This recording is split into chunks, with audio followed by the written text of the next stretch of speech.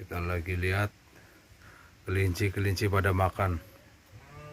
Dengan dibuatkan box seperti ini, jadi makanan itu nggak diacak-acak. Nah, contohnya kita kemarin yang pertama tuh kita taruh aja seperti ini diinjak-injak ya dikencingin. Tapi dengan cara seperti ini kita bikin kotak, jadi dia tinggal ngambil, nanti ditarik rumputnya keluar. Ini panjang ke situ 50, tingginya 60.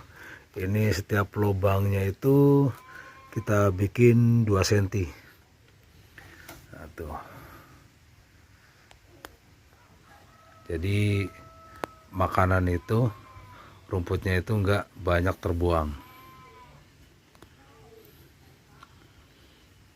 Salam ternak untuk sahabat-sahabatku.